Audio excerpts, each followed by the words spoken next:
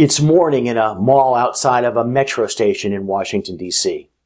Josh, dressed in jeans, a t-shirt, and a baseball hat, picks up his violin and begins to play. Classical music, some of the most complex and beautiful ever written for the instrument, floods the air.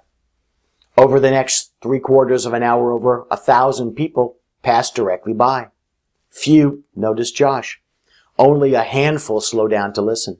Only 6 stop. Josh's take, $32. But Josh isn't one of the thousands of street musicians commonly encountered in cities across the country. As reported by Gene Weingarten of the Washington Post, he's Joshua Bell, the internationally acclaimed violin virtuoso, whose performances regularly sell out at over $100 a seat. The instrument he's playing? A $3.5 million Stradivarius. As the Joshua Bell experiment demonstrates, value is not a fixed concept. It's tremendously impacted by context. There is a significant advantage for you in understanding the concept of context, how it can be created and how it can be used by you to your advantage in various situations. Here are 2 examples. Take, for instance, the concept of patient satisfaction and how it can be altered by context. This is a direct extension of the story of the valuation of Bell's performance. A friend recently spoke glowingly about the best medical care he ever had. Why the best care? He then described an experience that began with being greeted by name at his car by a member of the doctor's staff and went on from there in a similar high-touch manner.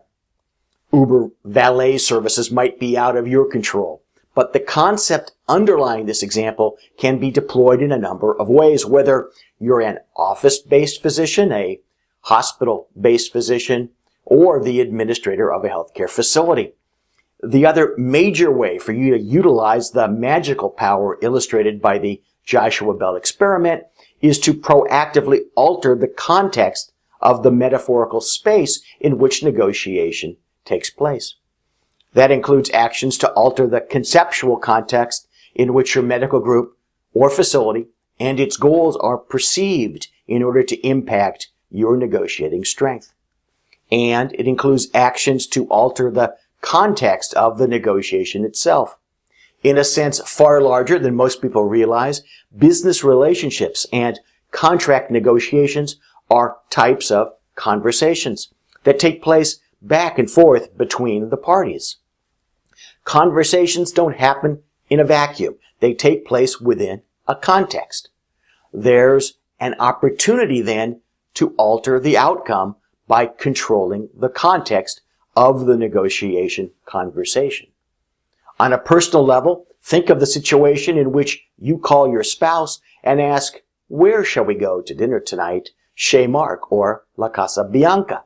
The context is where you will be going out to dinner. It's not whether you will be going out or eating at home.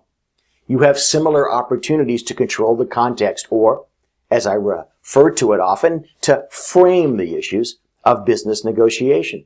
For example, discussions of money can become discussions of quality and the investment required to obtain it. Of course, it's easy for someone to believe that they can control the context and quite another to actually establish a frame. To achieve transformational results, framing the issues takes considerable planning and time. Additionally, the frame must be consistent with your business strategy and its implementing tactics. Remember that every relationship and every negotiation has a context. The question is whether it will be set by you or by the other side or simply left to chance.